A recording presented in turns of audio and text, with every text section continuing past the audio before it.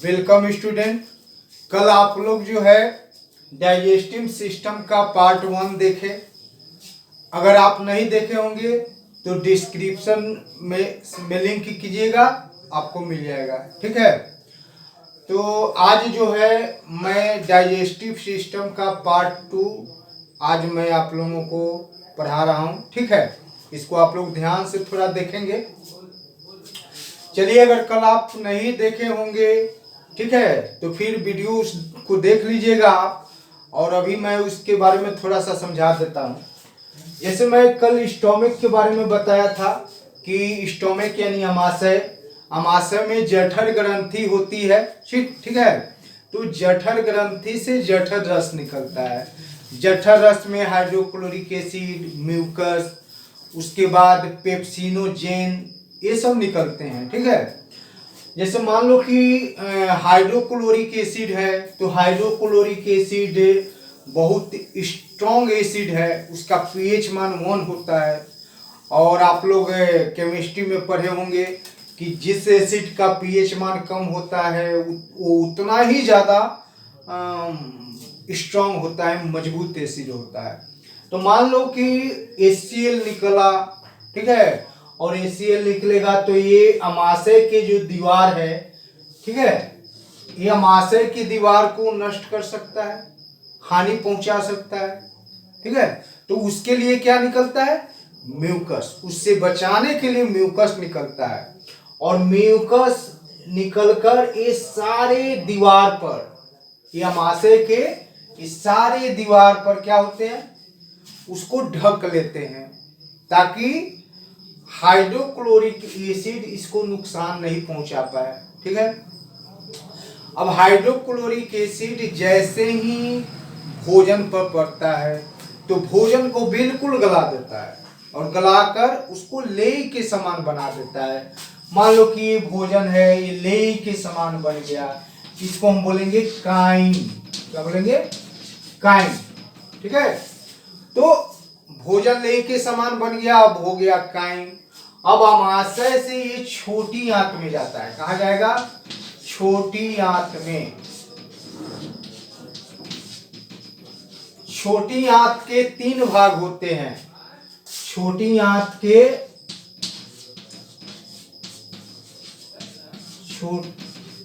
छोटी आंत के 3 भाग। एक को बोलते हैं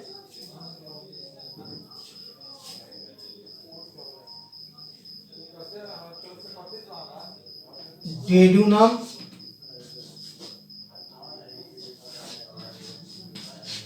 डेडुनम, 2 जेजुनम और तीसरा होता है इलियम। ठीक है, छोटी आंत के 3 पार्ट होते हैं। पहला डेडुनम, दूसरा जेजुनम और तीसरा इलियम। ठीक है, अब देखिए ये काइम जो है ये छोटी आंत में आया, यानी डेडुनम में आ गया। काइम कहाँ आया? डेडुनम में आ गया। अब यहां पर भोजन का पाचन होगा। पाचन का मतलब क्या? यहां तो भोजन गल गया। पाचन का मतलब होता है कि हमने भोजन किया, उसमें प्रोटीन है, कार्बोहाइड्रेट है, वसा है, मिनरल है, विटामिन है। ठीक है, उस सबका अलग अलग अलग अलग हट जाना, अलग अलग जो है उसका भोजन में से निकलकर और रक्त में चल जाना, ये पाचन कहलाता है। ठीक है, अब देखिए पाचन होता कैसे है।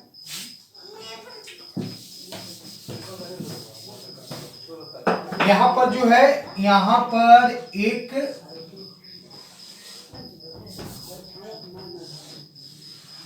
ये अग्नाशय है। क्या है? अग्नाशय। ये अग्नाशय है। ठीक है, इसमें से अग्नाशयी रस निकलता है और अग्नाशयी रस ही पाचन करने का काम करता है।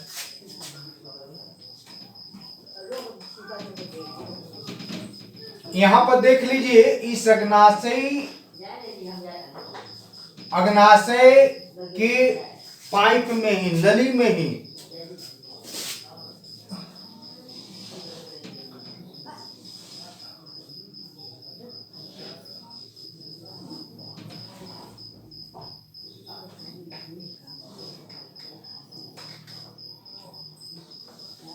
अग्नाशय के नली में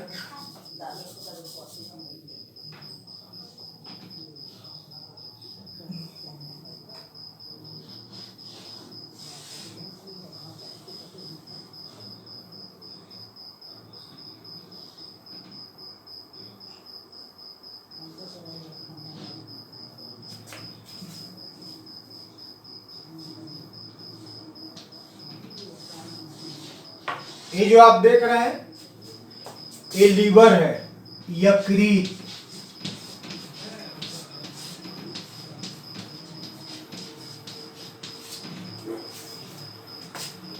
और ये है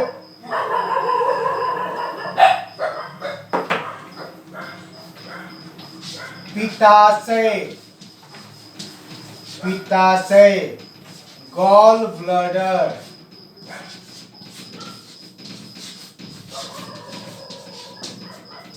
ये है पित्ताशय, गॉल ब्लैडर, और ये है लीवर। ठीक है, तो पित्ताशय में क्या रहता है? पीत रस। पित्ताशय में क्या रहता है? पीत रस। और ये पीत रस निकलता कहाँ से है? तो पीत रस यकृत यानी लीवर से निकलता है। ठीक है, और हमारे शरीर के सबसे बड़ी ग्रंथि लीवर है, यकृत है, जिससे पीत रस निकलता है। ठीक है, ग्रंथि का मतलब आप समझ गए। कल भी मैं बताया था कि ग्रंथि का मतलब कि उससे तरल पदार्थ निकलता है, एंजाइम निकलेगा, हार्मोन निकलेगा, कोई ना कोई रस निकलेगा, और वो रस हमारे शरीर के जो है वही रस हमारे शरीर के बहुत सारे कार्य का नियंत्रण करता है, बहुत सारे फंक्शन का जो है कंट्रोल करता है, हार्मोन हो या एंजाइम हो। ठीक है, तो इसमें से पीत रस निकलता है, और पीत रस निकलकर कहाँ पर इकट्ठा होगा? पित्ताशय में। ठीक है, इसका काम क्या है अभी मैं बताता हूँ। अब देखिए यहाँ पर तो भोजन जैसे ही पहुंचेगा यहाँ छोटी आंत में, तो छोटी आंत में गया तो इसमें तो HCl था, HCl भोजन को मिलाया है, गलाया है, तो HCl तो इसमें मिला रहेगा, तो एसिडिक है। HCl क्या है? एसिड है, तो भोजन को एसिडिक बनाया है। अब यहाँ पर ये अग्नाशय से जो रस निकलेगा, ये भी एक ग्रंथि है, अग्नाशय भी ग्रंथि है, उससे भी अग्नाशयी रस निकलता है। अग्नाशय से क्या निकलेगा? अग्नाशयी रस, अग्नाशयी रस। ठीक है, अग्नाशयी रस निकलेगा, इसको बोला जाता है, अग्नाशय को पैनक्रियाज, पैनक्रियाज। ठीक है, और अग्नाशयी रस को बोलते हैं पैनक्रिएटिक, पैनक्रिएटिक जूस। अग्नाशयी रस को क्या बोलेंगे? Pancreatic juice. ये पित्ताशय को गॉल ब्लैडर बोलते हैं, और पीत रस को अंग्रेजी में क्या बोलेंगे? पीत रस को अंग्रेजी में बोलते हैं hepatic juice, hepatic juice, hepatic juice बोलते हैं पीत रस को, हेपेटिक जूस।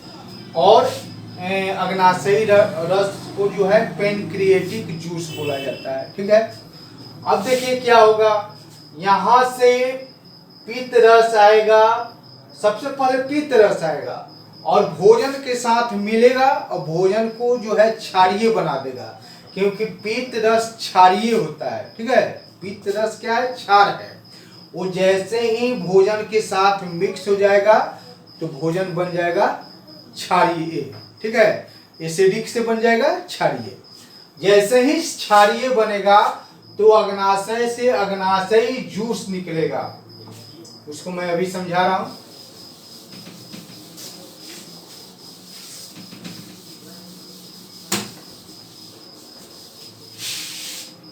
अग्नाशयी जूस निकलेगा,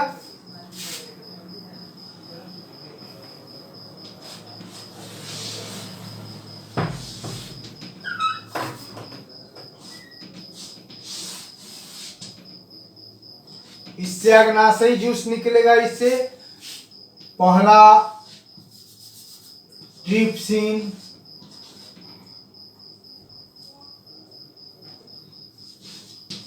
ट्रिप्सिन निकलेगा। ट्रिप्सिन जो है प्रोटीन पर क्रिया करेगा।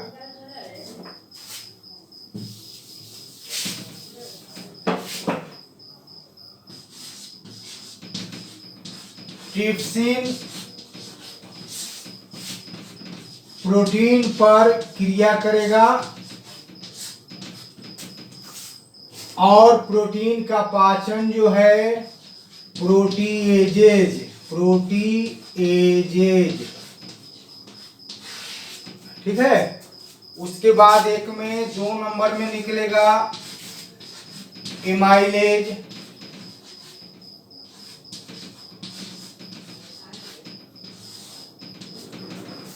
ये जो है कार्बोहाइड्रेट से, कार्बोहाइड्रेट पर काम करेगा, ठीक है। और कार्बोहाइड्रेट पर काम करके इसको ग्लूकोज में बदल देगा। तीसरा निकलेगा लाइपेज।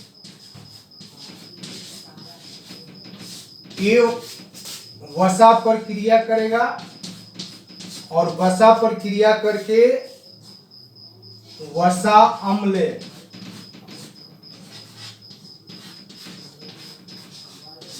और ग्लिसरॉल,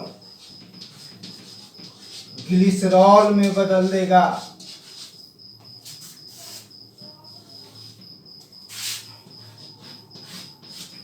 उसके बाद न्यूक्लिएज, न्यूक्लिएज जो है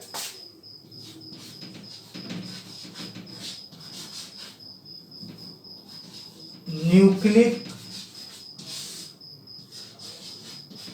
अम्ल पर क्रिया करेगा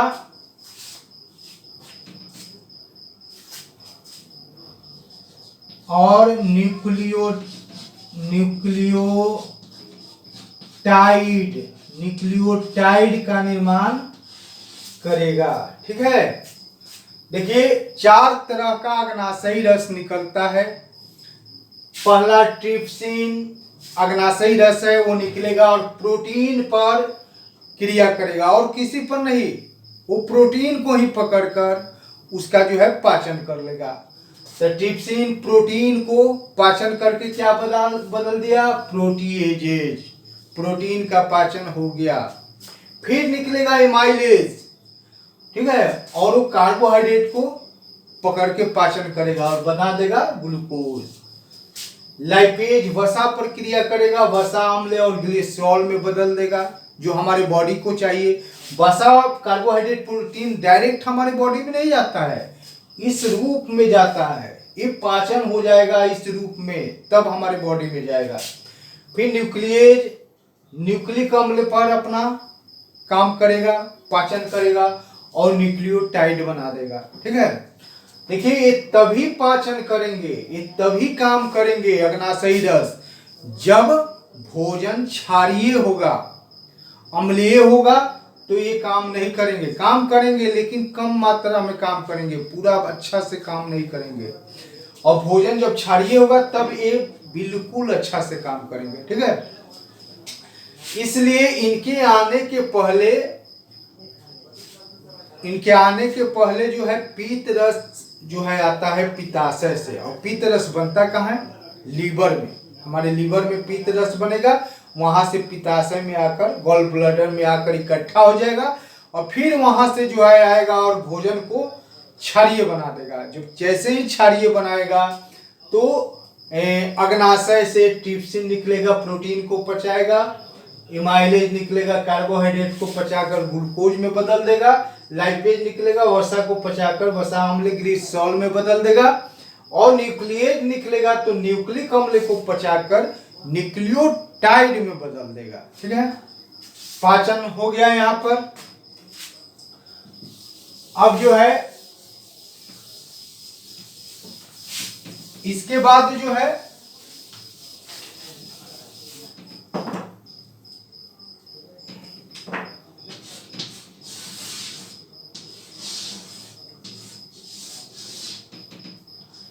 इसके बाद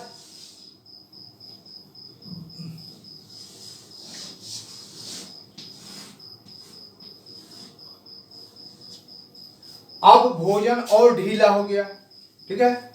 भोजन यानी काइम, काइम जो था अब और क्या हो गया, ढीला हो जाएगा और पतला हो जाएगा, क्योंकि उसमें से कार्बोहाइड्रेट निकल गया, प्रोटीन निकल गया, वसा निकल गया, न्यूक्लिक अम्ल निकल गया, ठीक है। तो सारे निकल गए तो और क्या हो गया, पतला हो गया। अब उसमें कुछ बचा नहीं, तो उसको नहीं बचा तब क्या होगा, बाहर जाएगा। अब काइम काइल में बदल गया, क्या बदल गया, काइम चेंज हो गया काइल में,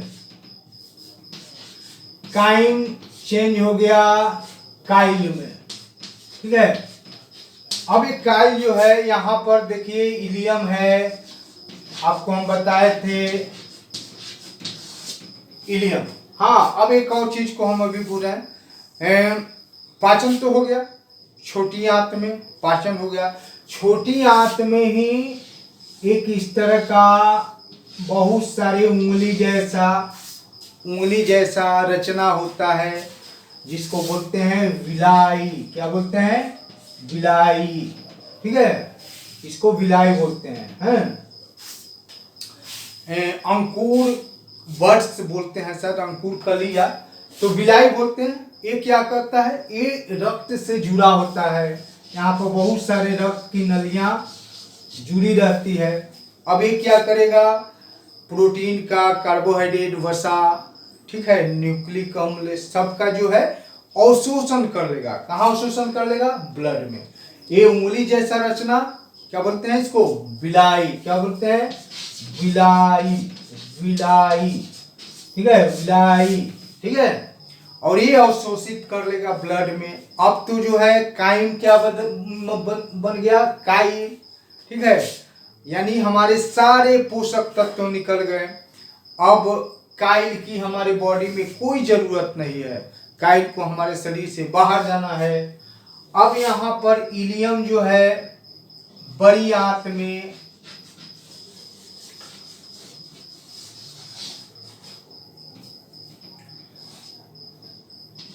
इलियम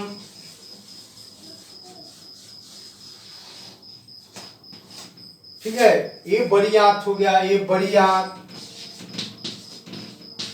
बड़ी आंत, ठीक है। इलियम अब बड़ी आंत में चला जाए, इलियम जो है बड़ी आंत से जुड़ जाएगा। इलियम कहाँ जुड़ रहा है, बड़ी आंत से जुड़ जा रहा है, ठीक है। और बड़ी आंत में एक काइल जो है धीरे धीरे, ये अनपचा पदार्थ है, अब इसमें कुछ रह नहीं गया कि उसमें पचेगा, अब इसको बाहर जाना है। अब धीरे धीरे धीरे धीरे यहाँ से रेक्टम में पहुंचेगा, और रेक्टम से शरीर से बाहर हो जाएगा। ये है हम लोगों का डाइजेस्टिव सिस्टम।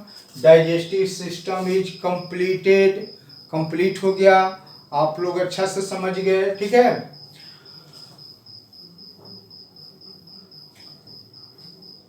अब कोई भी अगर डाउट होगा, ठीक है, तो आप जो है ग्रुप में भेजिएगा, उसको सॉल्व किया जाएगा।